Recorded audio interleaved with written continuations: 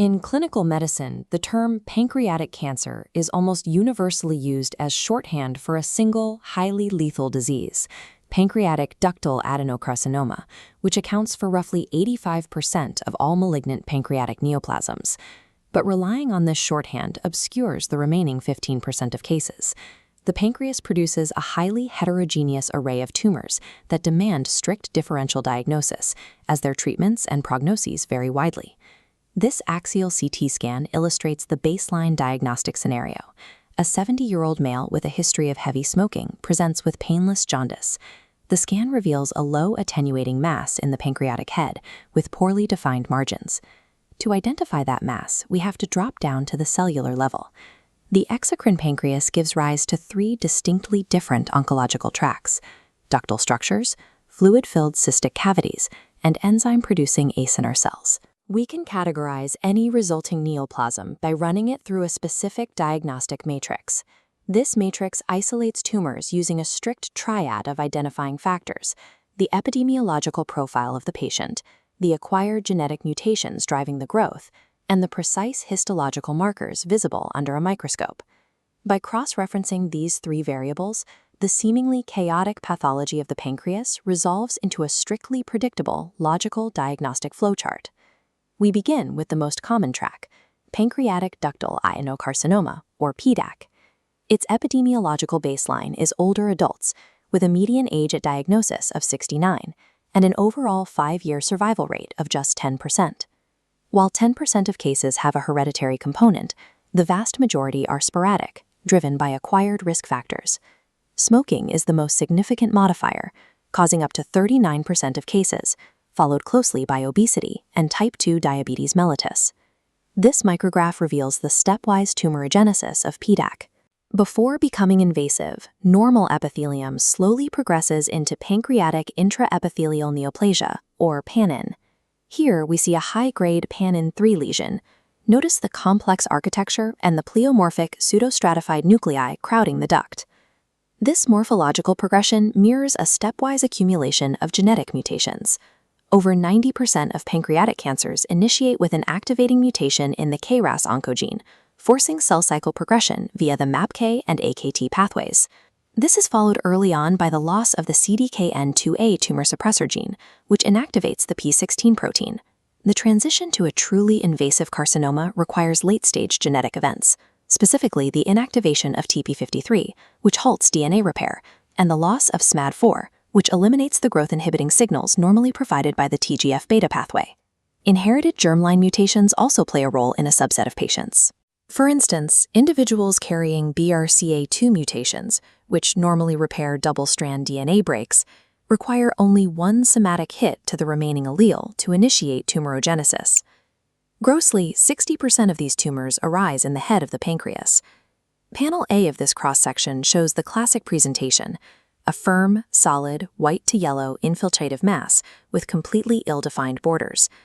That firmness is explained by its microscopic hallmark, visible in Panel B, abundant desmoplastic stroma. The actual neoplastic cells are forming those widely scattered, poorly formed tubular glands, completely choked by dense collagen fibers. This desmoplastic reaction is an active process. Tumor cells secrete TGF-beta, commanding surrounding fibroblasts to deposit massive amounts of excess collagen. Because PDAC is so infiltrative, the patient's clinical symptoms depend entirely on the tumor's anatomical location. Tumors in the head of the pancreas quickly obstruct the distal common bile duct. This mechanical blockage traps conjugated bilirubin, resulting in dark urine, pale stools, severe pruritus, and posthepatic jaundice. This obstruction also causes the gallbladder to distend, creating a palpable, non-tender mass in the abdomen known as the Courvoisier sign. Conversely, tumors arising in the body and tail do not compress the biliary tree. These remain clinically silent much longer, eventually presenting with vague, gnawing back pain, weight loss, and occasionally the Trousseau sign, a recurring superficial thrombophlebitis caused by tumor-induced hypercoagulability. PDAC's grim prognosis is directly dictated by this biology. It accumulates mutations silently in the body and tail, or invades early into the biliary tree, wrapping itself in an impenetrable collagen shield. We pivot now to pancreatic cystic neoplasms, or PCNs. Unlike ductal adenocarcinomas, cystic tumors require us to lean heavily on patient demographics. This table summarizes the 4 major categories where age and gender are highly predictive of the pathology. First is the serous cystadenoma. This is a benign neoplasm that most frequently presents in women over the age of 60, typically located in the body or tail of the pancreas. Panel A shows its pathognomonic gross appearance, a well-circumscribed spheroidal mass that looks like a sponge, packed with small microcysts and centered around a fibrous stellate scar. In Panel B, we see the cysts do not communicate with the pancreatic ductal system. Notice the clear cytoplasm lining the cysts. These cells are glycogen-rich, they do not produce mucin, and sporadically they carry somatic mutations of the VHL tumor suppressor gene. We contrast this directly with mucinous cystic neoplasms, or MCNs. Here, the demographic shifts slightly younger, almost exclusively targeting middle-aged women around 45 years old. Panel A of this specimen shows large, multiloculated macrocysts filled with thick, viscid mucin. But the definitive diagnostic marker is microscopic. Panel B reveals a densely hypercellular layer surrounding the columnar epithelium. This is ovarian-type stroma, a feature strictly unique to MCNs. Unlike serous tumors, MCNs carry malignant potential. Up to 30% harbor early mutations of the KRAS oncogene, providing a pathway to invasive adenocarcinoma. The third cystic category is the intraductal papillary mucinous neoplasm, or IPMN. This demographic profile features an older mean age of 64, but crucially, it occurs equally in both men and women. Notice in this specimen the anatomical differentiator of an IPMN. Unlike the previous cysts, IPMNs grow directly within and communicate with the main or branch pancreatic ductal system, filling the lumen with a polypoid mass of thick mucus and complex papillary projections. Genetically, 2/3 of IPMNs are driven by unique gain-of-function mutations in the GNAS gene, alongside KRAS. Because they sit inside the duct system, they carry an aggressive 70% risk of malignant transformation. The final cyst is the solid pseudopapillary neoplasm, or SPN. This tumor has the most striking demographic skew in the matrix. It overwhelmingly affects young women with a mean age at diagnosis of just 22 years. Microscopically, an SPN presents solid and cystic components. Pseudopapillae form when poorly cohesive neoplastic cells physically drop away from their fibrovascular stalks, leaving empty spaces. This specific cellular dropout is driven by genetics. SPNs almost always harbor mutations in the CTNNB1 gene, which codes for beta-catenin. This disrupts the adherence junctions, severely impairing cell-to-cell adhesion. When evaluating pancreatic cysts, epidemiological data is inseparable from the pathology. Patient age and sex provide immediate constraints on the diagnosis before a single cell is even sequenced.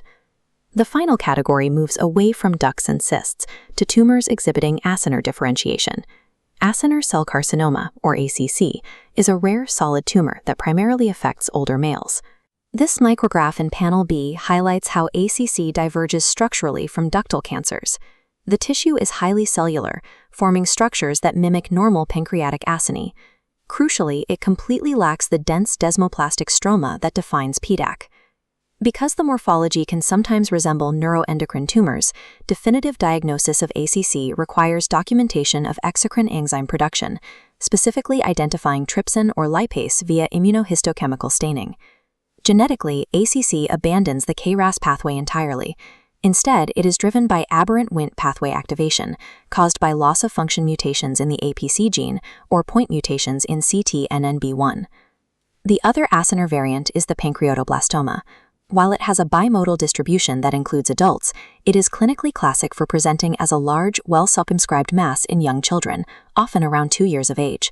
Look at the structure indicated by the arrow in this histological section.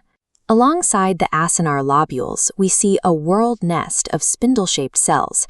This is a squamoid corpuscle. Its presence is the definitive histologic hallmark required to diagnose a pancreatoblastoma.